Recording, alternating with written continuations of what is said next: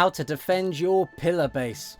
Okay, so suddenly you found yourself on a pillar and you're building a base on the pillar, whether that's on Scorch Earth, Island, or Center, or maybe Aberration if you find a nice pillar there.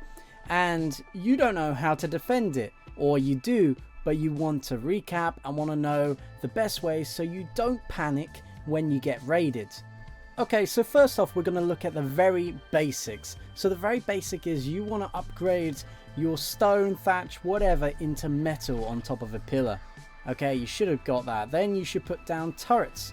You should have autos, heavies, and plant X, and tech if you have the tech. Okay, for now this is a mid-sized build, and I have Tesla coils as well. Make sure you have Tesla coils. Okay, so your heavies, they should be on only survivors or tamed creatures, or they should be on players only up high above, and some on players and tames, and they should be a mix. Depending on your situation, I'd say a pillar should be about 50-50. Okay, these Tesla coils, they need to be on at least bright. They should be on bright, some on volatile, some on charged. Okay, bright will stun the players and stop them from moving. You also want some on volatile and some on charged. This will allow your turret to do up to 2.5 times more damage. So say you've got a turret limit of 100, now you've technically got 250 turrets worth of damage. Okay, and the other one does a burn damage. Next thing I want to emphasize is Plant X turrets. They are very underrated and not many people use them. Why? They're free. They're a free turret. They slow down your enemy. They blind them temporarily for about 8 seconds, depending on how many times it shoots it. And it's just amazing. It slows them down. It's a free turret. It's fertilizer. Yes, you can destroy it with flame arrows. And yes, you can destroy it with rockets and other things. Okay, but they are a great supplement for early game to mid game to, I'd say, even late game. Have a couple of plants all over your defensive building. Here's another quick tip to do with turrets. Your Tesla coils, put them up high. You want them up high so they shoot downwards onto the enemy, which stuns them and is a lot more problematic for the raiders. Okay, so make sure you put them up high. Make sure you have them on top. And make sure they're pointing down as much as possible. Yes, you can have some ground ones, but I'd also have some up high ones. Always put them up high or on terrain if you can. And here's a third thing for your basic defense on a pillar.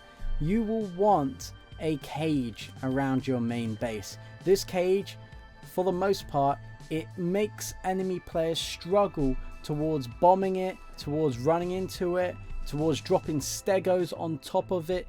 It just makes things more awkward, which is great for you as defender. This is basic defense. It's pretty cheap compared to other things. It's just a bit of metal, and you also want to make bear traps on top, because more than likely people will drop stegos on top of your base and they will try and blow through with rocket launchers.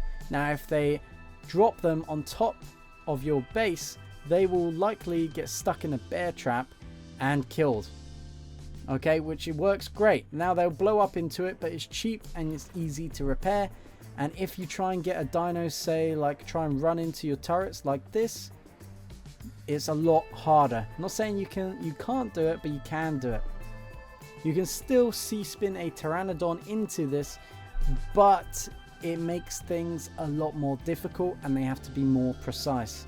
Okay, and here's a random one. Somewhere on your base you want to have a auto turret. Now why do I say auto turret? It's because auto turrets are cheap. They take the same amount of time to soak as a heavy, and you'll want that auto turret on wild creatures. Now this will mean that auto turret will only shoot down rockets. Okay, that's the whole aim of it, is to shoot down rockets. Okay, so if they C-spin in and try and rocket, hopefully that auto turret has got line of sight of it and it will shoot that. Also, if they throw a bunch of stegos down there and then they themselves walk off with a stego and a rocket launcher and come down and fire the rocket, the auto turret hopefully will shoot the rocket before your other turrets, because all your other turrets are engaged on the previous stegos that they sent as bait. Okay, so that's why you want to have one auto turret. Now that's a cheeky trick. Okay, so that concludes our basic defense strategy. Now let's move on to dinos. Okay, so the kind of dinos you want now Aberration is out, you want a Reaper. If you can get a Reaper, I'd make sure you have like a few. It doesn't matter what level they are. Obviously the higher the level, the more you pump into HP and melee. Mostly HP. Okay, but once you have one of these and you have access to a cloner, just clone a bunch of them and have them around. If not, get yourself pregnated on Aberration and have a ton of these Reaper babies. Now these are great for outside defense. They do a C-spin attack that will push attackers off the ledge. They also have a tail attack that shoots down a blob of goo that will actually hit an enemy flyer, and then the flyer will have to be grounded. It literally goes to the ground. So say an enemy comes up with a Quetzal, this thing will shoot it and it will ground the flyer. It will go straight down to the bottom. Okay, which is perfect for defense. Reapers are overpowered in defense. They can still be killed, but they are great additives. And if you can get 4 to 6 of them on your pillar like I have here, it will make your defenses go up 10x. A thing that I forgot to say is with these Reapers, they do not have turret mode. So what you do is you leave them on aggressive and you weigh them down with as much stone or crystal or whatever else excess stuff you have, so they don't move. You can leave them on aggressive, they'll attack, they'll do C-spins, they'll do all of that. UTs. Now UTs are very good. They're a little bit soft and squishy and they can be sniped.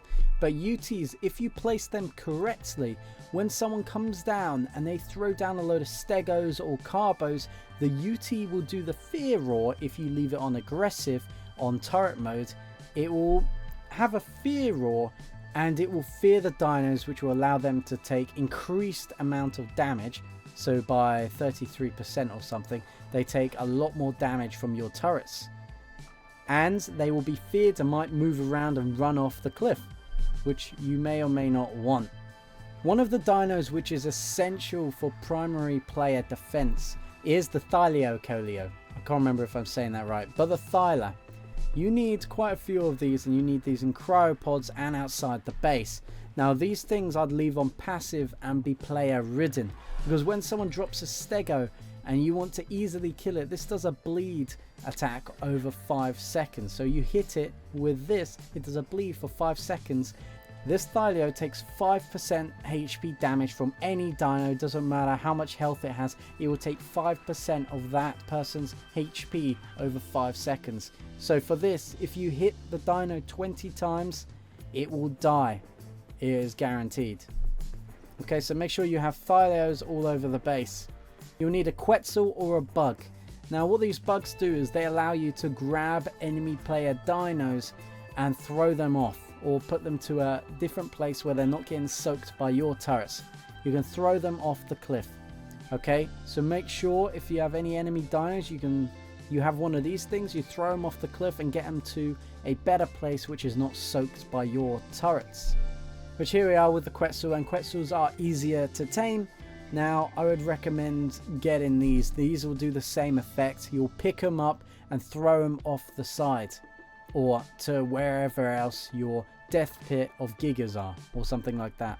Another dino you can have which will help with defense a lot, but I would keep in a cryopod until you're getting attacked, is the Giga. Now the Giga will do a huge amount of damage and will help munch and kill the teams that are attacking you with. Now as for flyers, now usually when they attack a pillar or base, they'll have a fob down below and then they'll have a tame up above, like the Oasisaur or Quetzal or something like that, and they're gonna attempt to drop off stegos and carbos off these big platforms like this one onto your base. Now the best way to kill these is, as right now on official they cannot put turrets on the Oasisaurs, you can easily fly upwards and cause havoc. you can get a Quetzal, you can put something on it, and you can drop it off on here, such as a Thylo, which I said will do 5% of damage over 5 seconds. So it will shred this one a new one, and you'll be able to kill the Oasasaur very easily, as it's very slow. Thylos are your best friend here. When attacking, they'll also come up with a Quetzal like this. They may put bombards on it like this, cannons and cannonballs, which will allow them to shoot at range at your turret tower and try and get through your defenses with cannonballs. Now, cannonballs are expensive and cannons are expensive, but it is an easy way for them to actually get in with minimal casualties. It will just take a lot more time. So defend against that, you'll need a lot of metal, and you also need to be online most of the time. If you're online, it will help out a lot, because you'll be able to snipe this. These Quetzals go down easily with a fabricated sniper rifle or a shotgun. You can easily snipe them off from the distance.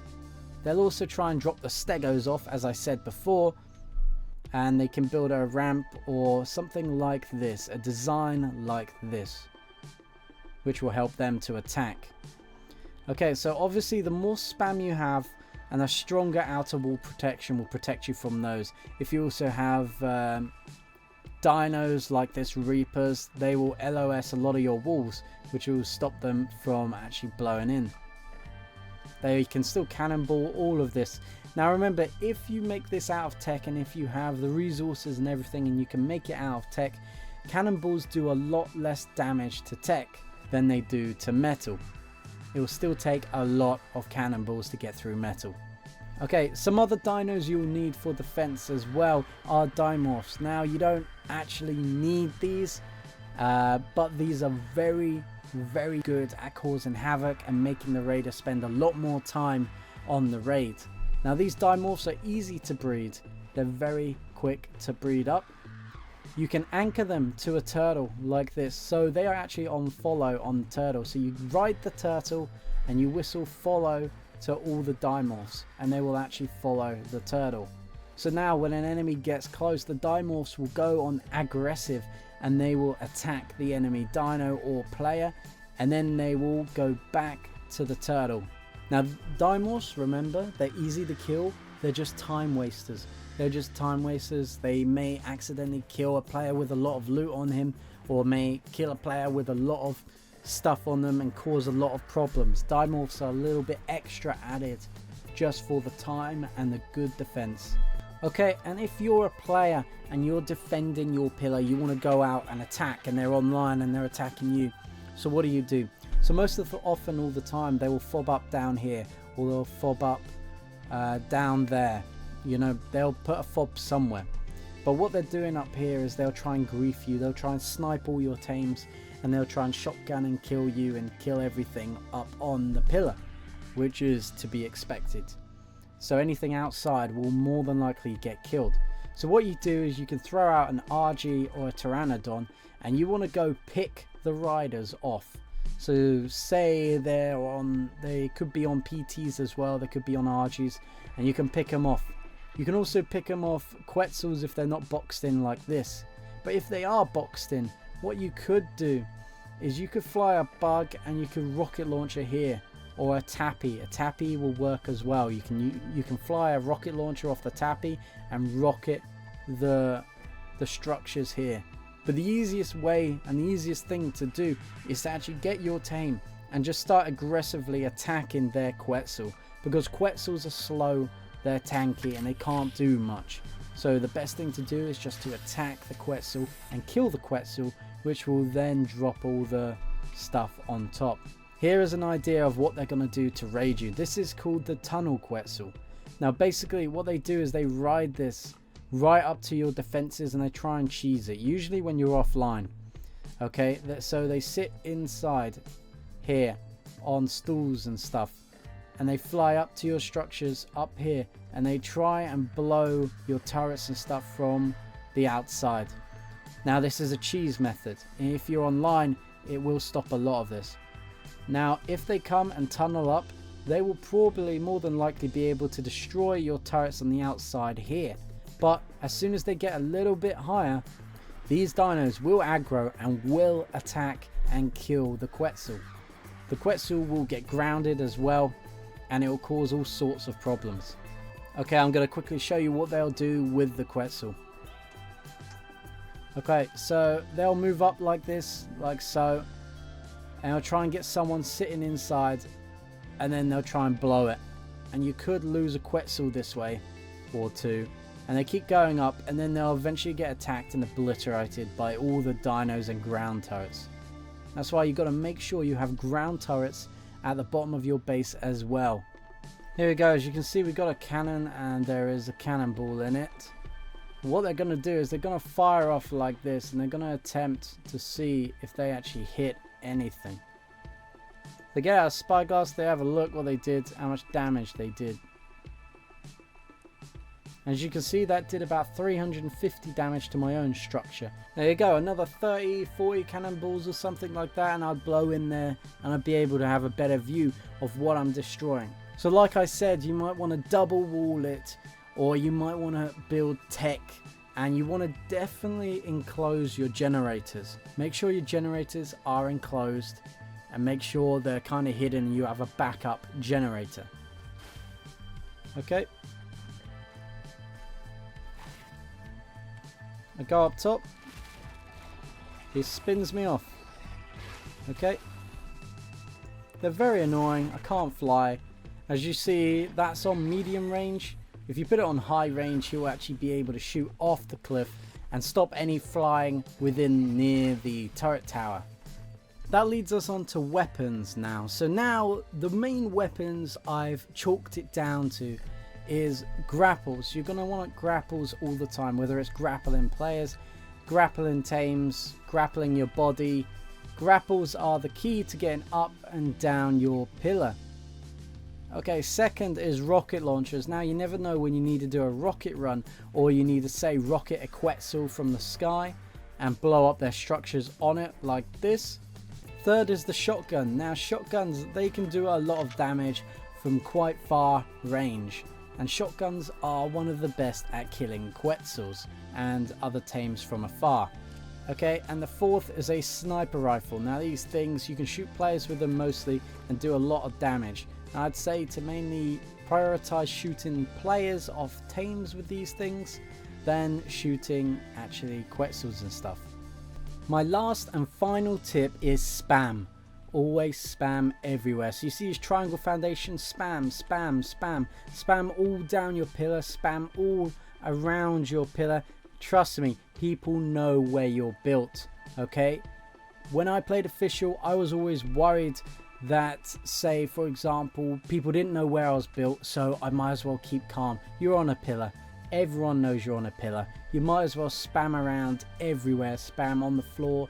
Spam all around your pillar, just to make sure they can't build a fob and they have to actually destroy all the foundations and stuff to actually get there. Now if you see my other videos, I talk about the best spam method out there. Okay, so I've quickly changed the settings just to show you. Now you can have cliff plats everywhere you like. You can have spam here, there, everywhere. Have spam everywhere as much as you can. Spam is cheap.